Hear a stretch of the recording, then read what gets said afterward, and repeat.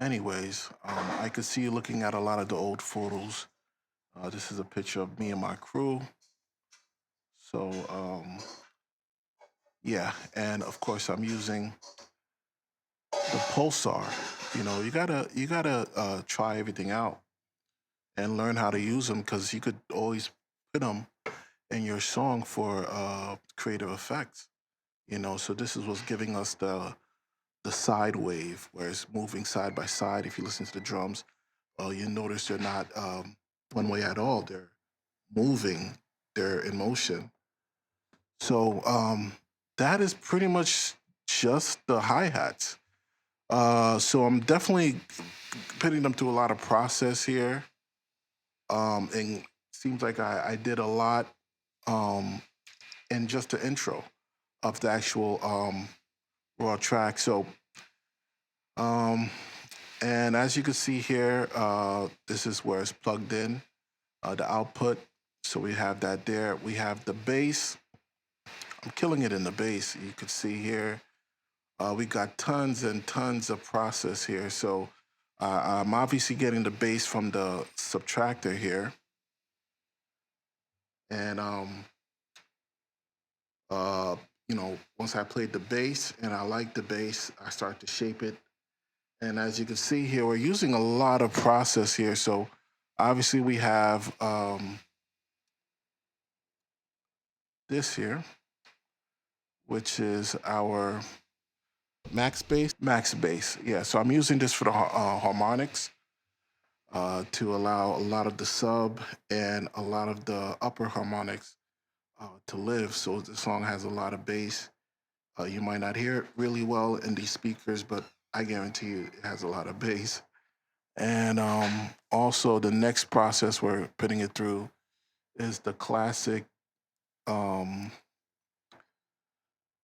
uh, Puke Tech, um, uh, Jack Joseph Puke. Basically, it's a Pultec EQ, and we're boosting a lot at 100 hertz. Uh, Actually, I'm attenuating everything below 100 hertz, so it's not too bassy. You don't want to muddy up the song too much. Let's see here, and also attenuating a little bit here in 20K. Um, all right, and so that's pretty much it. What we're doing here.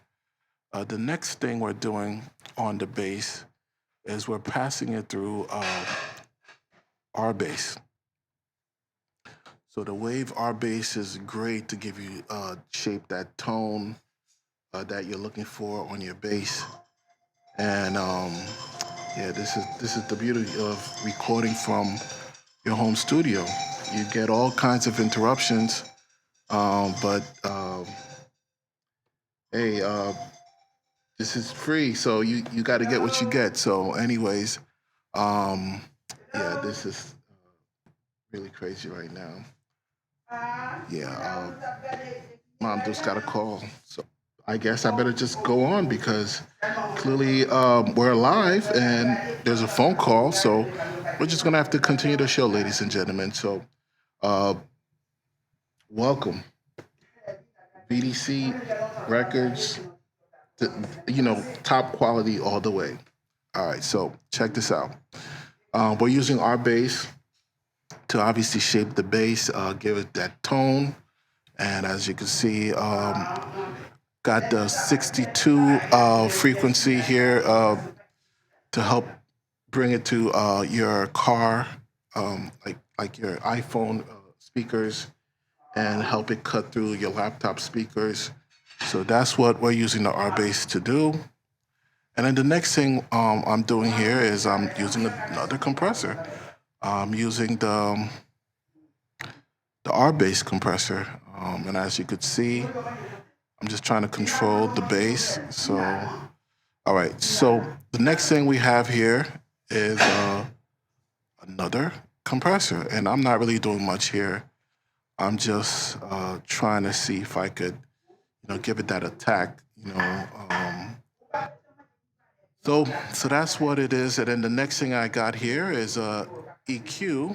I like to take the bass and make sure it has its own place, its own spot in the music. So I made it in a way where it's not interfering with the other sounds you're going to be hearing in the music. So just giving it its own spot. And I better drink some water. The next thing I'm using is another compressor. So the RVox to give it a lot of shaping. I'm not really doing too much compressing just for the tone. And the next thing we did here after that was let me close this out here. Oh, okay, never mind. So this one is closed completely. I was using the Studio Rack initially to test it out, and I felt like it was just too much. As you can see, I'm doing a lot on just the bass. So, yeah. And then the next thing I also did is I used the compressor again. I just can't get enough compression here, apparently. And I'm using the M class to do a final compression here.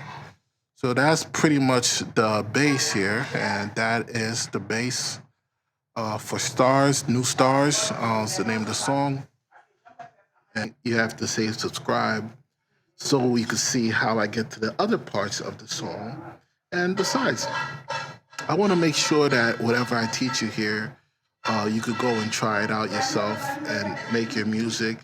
And then, come back again as we get to the other section so you can see what I did there. The idea is to get you, the producer that's at home, to start working and, use your equipment to try it out yourself and let your ear guide you through. And at the end of the day, we'll get better mix, better music. And that's one thing I love is better music. You know what I'm saying?